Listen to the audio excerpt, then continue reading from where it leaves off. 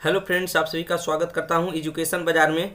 तो आज हम भौतिक विज्ञान का चैप्टर नंबर 5 यानी ऊर्जा का स्रोत लेकर के आए हैं। इसमें टोटल हम 40 महत्वपूर्ण ऑब्जेक्टिव क्वेश्चन देखेंगे जो कि आने वाले एग्जाम के लिए काफ़ी ही आपका महत्वपूर्ण होगा। यदि 1 से 4 तक के वीडियो आप नहीं देखे हैं, 1 से 4 चैप्टर तक के, तो आपको प्लेलिस्ट में ये वीडियो आपको मिल जाएगा, वहां से आप देख सकते हैं। यदि अभी तक आपने मेरे फेसबुक ग्रुप को ज्वाइन नहीं किया या तो पीडीएफ यदि चाहते हैं तो आप टेलीग्राम से जुड़े, इसका लिंक आपको डिस्क्रिप्शन में आपको मिल जाएगा। तो चलिए फ्रेंड्स, हम इस वीडियो को स्टार्ट करते हैं। चलिए यहाँ पे देखिएगा, क्वेश्चन नंबर 1 में क्या करा गर्म जल प्राप्त करने के लिए हम और सौर जल तापक का उपयोग किस दिन नहीं कर सकते हैं। ठीक है, गर्म जल हमें प्राप्त करना है तो हम सौर सेल तापक का उपयोग किस दिन में नहीं कर सकते हैं? धूप वाले दिन में, बादलों वाले दिन में, गर्मी के दिन में, या पवनों वायु वाले दिन में। तो इसका सही आंसर हो जाएगा बादलों वाले दिन में, जो सौर ऊर्जा से काम करता है। यदि बादल वाला दिन रहेगा जब धूप नहीं दिखेगा तो उससे हम गर्म है जो जल नहीं कर सकते हैं। चलिए अगला सवाल देखिएगा, निम्नलिखित में से कौन जैव मात्रा ऊर्जा स्रोत का उदाहरण नहीं है? ठीक है, जैव मात्रा ऊर्जा का स्रोत का उदाहरण नहीं। ऑप्शन कह रहा आपका लकड़ी, बी में कह रहा गोबर गैस, सी में है आपका नाभिकीय ऊर्जा, डी में है आपका कोयला। तो इसका कौन हो जाएगा? जैव मात्रा जो है, जैव मात्रा ऊर्जा का स्रोत कौन नहीं है? तो आपका गोबर गैस हो जाएगा, आपका ऑप्शन नंबर बी हो जाएगा। यदि वीडियो अच्छा लगता हो तो अपने दोस्तों में शेयर करें और कमेंट जरूर करें। यदि चैनल पर नए विजिट कर रहे हैं तो चैनल को सब्सक्राइब जरूर कर लें, ताकि जो भी नई वीडियो आपको आए तो आपको नोटिफिकेशन उसका सबसे पहले मिले। ठीक है फ्रेंड्स, चलिए अगला वीडियो हम देखते हैं। देखिएगा, प्रश्न नंबर 3 में कह रहा है जितनी ऊर्जा स्रोत हम उपयोग में लाते हैं उनमें से अधिकांश सौर ऊर्जा को निरूपित करते हैं। निम्नलिखित में से कौन सा ऊर्जा स्रोत अंशतः सौर ऊर्जा से व्युत्पन्न नहीं होता है? ठीक है, सौर ऊर्जा जो उत्पन्न नहीं होता है, भूतापीय ऊर्जा, बी में कह रहा आपका पवन ऊर्जा, सी में कह रहा आपका नाभिकीय ऊर्जा, और डी में आपको कहा जा रहा है जैव ऊर्जा। तो इसका कौन सा आंसर हो जाएगा? आपका भूतापीय ऊर्जा जो है व्युत्पन्न नहीं होता, यानी ऑप्शन नंबर ए है जो आपको करेक्ट हो जाएगा। चलिए अगला सवाल लेते हैं। कह रहा है पवन विद्युत जनित्र में पवन की चाल कम से कम कितनी होनी चाहिए? काफ़ी अच्छा सवाल है, ये बहुत बार प्रश्न आपको एग्जाम हॉल में पूछा गया है, तो इसमें आप स्टार लगाएगा। ये प्रश्न आपको 2023 एग्जाम के लिए काफ़ी महत्वपूर्ण है। तो इसका सही आंसर गेस करिएगा दोस्तों।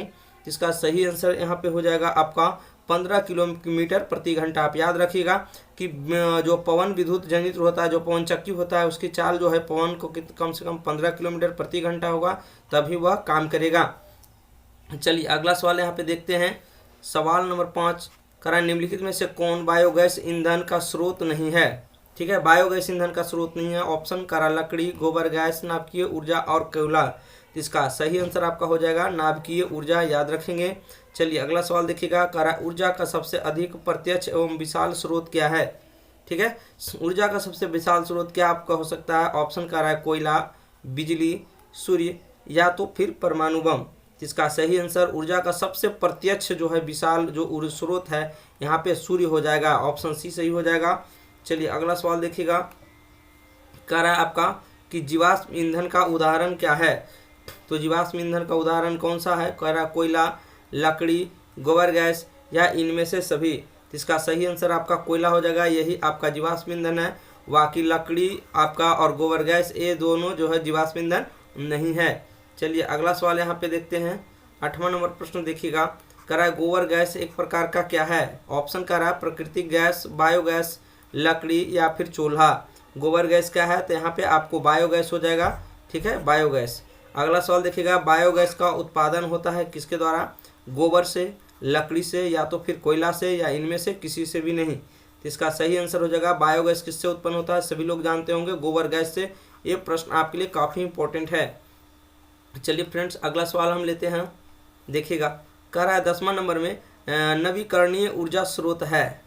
देखिएगा, कह रहा है नवीकरणीय ऊर्जा स्रोत कौन सा है? ऑप्शन कह रहा है नाभिकीय ऊर्जा स्रोत, सौर ऊर्जा स्रोत, कोयला ऊर्जा स्रोत, या प्राकृतिक गैस ऊर्जा स्रोत।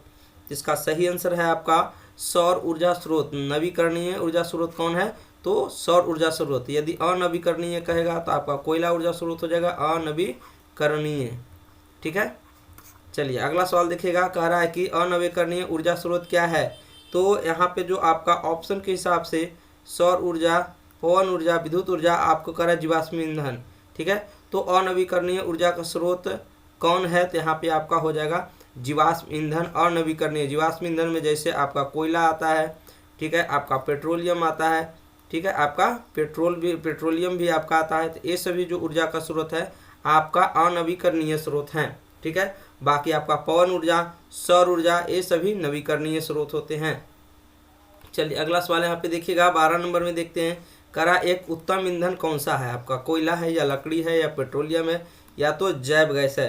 तो यहाँ पे आपको हो जाएगा जैव गैस, ठीक है। यहाँ पे कोयला से भी ज़्यादा जो होता है प्रदूषण होता है, लकड़ी से भी होता है, पेट्रोलियम जलेगा। तो यहाँ जो है जैव ईंधन है जो एक उत्तम ईंधन माना गया है। चलिए अगला सवाल देखिएगा। करा नरौरा नाभिकीय विद्युत संयंत्र किस राज्य में स्थित है? तो देखिएगा विद्यार्थी लोग, करा नरौरा नाभिकीय विद्युत संयंत्र किस राज्य में? काफ़ी अच्छा सवाल है, आपके एग्जाम हॉल के लिए काफ़ी इंपॉर्टेंट होने वाला है। तो इसका सही आंसर आपका है उत्तर प्रदेश, ठीक है।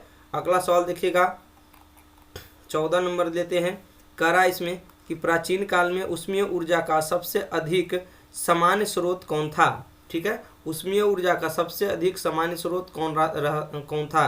तो यहाँ पर आपका यहाँ पे आंसर हो जाएगा आपका ऑप्शन नंबर, सॉरी यहाँ पे आपका लकड़ी हो जाएगा सबसे प्राचीन ऊष्मीय, यानी प्राचीन काल में हम लकड़ी से ऊष्मा हम लोग प्राप्त किया करते थे। चलिए अगला सवाल देखिएगा। करा जीवाश्म ईंधन ऊर्जा के हैं, ठीक है, जीवाश्म ईंधन कौन सा ऊर्जा है? नवीकरणीय, अनवीकरणीय स्रोत, वैकल्पिक स्रोत, इनमें से कोई नहीं। तो जीवाश्म ईंधन कौन कौन होता है? आपको कोयला जानते हैं, और क्या होता है? पेट्रोलियम होता है, ठीक है, पेट्रोलियम होता है, यही सारा होता है आपका जीवाश्म ईंधन। तो यहाँ पे अनवीकरणीय यानी ऑप्शन नंबर बी है जो करेक्ट हो जाएगा। चलिए अगला सवाल देखिएगा। सरदार सरोवर बांध किस नदी पर है? आपके एग्जाम हॉल के लिए काफ़ी इंपॉर्टेंट सवाल है। ये सवाल आपको 2023 वाले एग्जाम में आपको छपने वाले में है, लिख लीजिए, इसे छाप लीजिए। सरदार सरोवर बांध किस नदी पर आपका बना है? इसका सही आंसर हो जाएगा नर्मदा नदी पर, ऑप्शन सी सही हो जाएगा। चलिए अगला सवाल लेते हैं फटाफट से। कह रहा है कि टिहरी बांध किस नदी पर है? ऑप्शन ए कह रहा है गंगा नदी, सतलज नदी, यमुना नदी या फिर तो नर्मदा नदी पर। इसका सही आंसर हो जाएगा दोस्तों गंगा नदी पर। टिहरी बांध किस नदी पर बना है? तो गंगा नदी पर। चलिए अगला फ्रेंड्स देखिएगा। कह रहा है जैव गैस एक उत्तम ईंधन है क्योंकि इसमें मीथेन गैस पाई जाती है। तो इसमें कितना मीथेन गैस पाया जाता है? तो इसका सही आंसर हो जाएगा आपका 75%, ऑप्शन डी। चलिए अगला सवाल देखेंगे। कह रहा है पवनों का देश किसे कहा जाता है? पवनों का देश काफ़ी अच्छा सवाल है, आपको एग्जाम हॉल के लिए 2023 के लिए काफ़ी इंपॉर्टेंट सवाल है, इसमें आप स्टार लगाएंगे। तो पवनों का देश किसे कहते हैं? तो यहाँ पे हो जाएगा आपको डेनमार्क को कहा जाता है, आप याद रखिएगा, पवनों का देश डेनमार्क को कहते हैं। चलिए अगला सवाल यहाँ पे देखिएगा। अगला सवाल जो है आपका कह रहा है कि भारत का पवन ऊर्जा द्वारा विद्युत उत्पादन करने वाला देश में कौन सा स्थान है आपका? ठीक है, देशों में जो विश्व में है आपका भारत का स्थान पवन ऊर्जा में कितना है? तो यहाँ पे देखिएगा आपका हो जाएगा 5वां। इस तरह से याद करिएगा, प से पवन और प से 5वां। यदि पवन ऊर्जा में भारत का स्थान 5वां, ये भी सवाल आपके एग्जाम हॉल के लिए 2023 के लिए काफ़ी इंपॉर्टेंट है। जो भी मैं आपको स्टार लगाता हूँ उस वाले सवाल पे आप ज़्यादा फोकस करिएगा। यदि आपको PDF चाहिए तो आपको यहाँ से टेलीग्राम ग्रुप को आपको ज्वाइन करना पड़ेगा, वहाँ पर आपको PDF मिल जाएगा, वहाँ से आप PDF खोल करके देखिए और एक बार अपने से बनाइए तो आपको ज़्यादा है जो आपका याद हो जाएगा। चलिए यहाँ पे देखिएगा, कह रहा है टरबाइन की आवश्यक चाल को बनाए रखने के लिए पवन की चाल कितनी होनी चाहिए? तो इसका सही आंसर आपका हो जाएगा ऑप्शन सी, इसका करेक्ट आंसर होगा 15 किलोमीटर से अधिक यहाँ पे गति होना चाहिए। ठीक है, ये भी प्रश्न आपके लिए काफ़ी अच्छा सा सवाल है। देखिएगा, कह रहा है 1 मेगावाट के पवन ऊर्जा जनित्र के लिए पवन फार्म को लगभग कितनी हेक्टेयर भूमि चाहिए 1 मेगावाट को उत्पादन करने के लिए? तो यहाँ पे ऑप्शन कह रहा है 1, 2, 3 या फिर तो 4। इसका सही आंसर हो जाएगा आपको 2 हेक्टेयर भूमि की आवश्यकता पड़ती है। चलिए अगला सवाल देखेगा। कह रहा है पृथ्वी के वायुमंडल पर परिरेखा के सूर्य की किरणों के लंबवत तथा खुले क्षेत्र के प्रति एकांक क्षेत्रफल पर प्रति सेकंड पहुंचने वाली सौर ऊर्जा को हम क्या कहते हैं? इसका सही आंसर हो जाएगा आपको सौर स्थिरांक कहते हैं। चलिए अगला सवाल देखिएगा। यहाँ पे कह रहा है कि सौर सेल बनाने के लिए किसका उपयोग करते हैं? काफ़ी अच्छा सवाल है, आपके एग्जाम हॉल में छपने वाला ये सवाल आपको 2023 के लिए काफ़ी इंपॉर्टेंट रहने वाला है, तो इसे ध्यान से देखेंगे। सौर सेल बनाने के लिए किसका उपयोग किया जाता है? ऑप्शन कह रहा है आपका लोहा, चांदी, तांबा या तो फिर सिलिकॉन। इसका सही आंसर आपका सिलिकॉन हो जाएगा, ऑप्शन डी के साथ हम जाने वाले हैं। चलिए अगला सवाल देखेंगे। कह रहा है मानव निर्मित उपग्रहों तथा अंतरिक्ष अन्वेषकों के युक्त जैसी मार्स ऑर्बिटरों में उपयोग प्रमुख ऊर्जा स्रोत के रूप में किया जाता है। किसका किया जाता है? ऑप्शन करा आपका सौर सेल, सौर जलतापक, सौर कुकर या इनमें से कोई नहीं। इसका सही आंसर आपका सौर सेल हो जाएगा, आपका ऑप्शन नंबर ए। चलिए अगला सवाल यहाँ पे हम देखेंगे। कह रहा है यहाँ पे कि बांध के द्वारा स्थापित टरबाइन ज्वारीय ऊर्जा को किसमें रूपांतरित कर देता है? काफी अच्छा सवाल आपके एग्जाम हॉल के लिए रहने वाला है। इसका सही आंसर होगा आपको विद्युत ऊर्जा में रूपांतरित कर देता है। चलिए यहाँ पे देखिएगा, कह रहा है कि ओटेक विद्युत संयंत्र केवल तभी प्रचलित होती है जब महासागर के पृष्ठक पर जल का ताप तथा 2 किलोमीटर तक की गहराई पर जल के ताप में अंतर हो। कितना अंतर होना चाहिए? तो इसका सही आंसर हो जाएगा आपका ऑप्शन नंबर सी, यानी 20 डिग्री सेल्सियस आपको होना चाहिए। ऑप्शन सी है जो बिल्कुल ही राइट है। चलिए अगला को सवाल हम देखते हैं। देखिएगा, कह रहा है कि भौमिकी परिवर्तनों के कारण भूपट्टी में गहराइयों पर तप्त क्षेत्रों में पिघली चट्टानों के ऊपर धकेल दी जाती है जो कुछ क्षेत्र को एकत्र हो जाती है। इन क्षेत्रों को हम क्या कहते हैं? इसका सही आंसर होगा इस क्षेत्रों को जो हम कहते हैं तप्त स्थल कहते हैं। अगला सवाल देखेंगे। कह रहा है सूर्य तथा अन्य तारों की विशालतम ऊर्जा का स्रोत क्या है? सूर्य और तारा में जो भी आपका ऊर्जा का स्रोत आपका क्या होता है?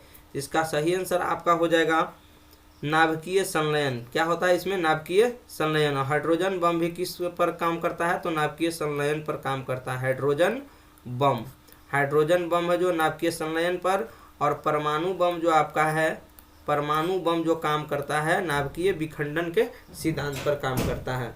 चलिए अगला सवाल देखिएगा। यहाँ पे सवाल नंबर 30 में कह रहा है कि हाइड्रोजन बम किस सिद्धांत पर काम करता है? आपको मैंने अभी बताया कि नाभिकीय संलयन के सिद्धांत पर। नाभिकीय संलयन, ठीक है, नाभिकीय संलयन के सिद्धांत पर काम करता है। तो इसका सही आंसर आपका हो जाएगा ऑप्शन नंबर बी। चलिए अगला सवाल देखेंगे। कह रहा है तारापुर नाभिकीय विद्युत संयंत्र किस राज्य में? काफ़ी अच्छा सा सवाल है। ये एग्जाम हॉल में आपको 2023 में आपको छपने वाला सवाल है। इसका सही आंसर आपका हो जाएगा महाराष्ट्र में। तारापुर नाभिकीय विद्युत संयंत्र कहाँ पे है? तो महाराष्ट्र में है। अगला सवाल देखिएगा कि राणा प्रताप सागर नाभिकीय विद्युत संयंत्र किस राज्य में है? राणा प्रताप सागर, ठीक है। तो इसका सही आंसर आपका हो जाएगा राजस्थान में। र से राणा प्रताप, यहाँ पे देखिए इस तरीका से ट्रिक आप लगा सकते हैं। र से राणा प्रताप, र से आपका होता है राजस्थान। तो राणा प्रताप सागर नाभिकीय विद्युत संयंत्र किस राज्य में आपका है? तो राजस्थान में, याद रखिएगा। चलिए अगला सवाल यहाँ पे देखेंगे। यहाँ पे कह रहा है कि कल्पक्कम नाभिकीय विद्युत संयंत्र किस राज्य में है? कल्पक्कम देखिएगा, ठीक है। इसका आपका राइट आंसर आपका हो जाएगा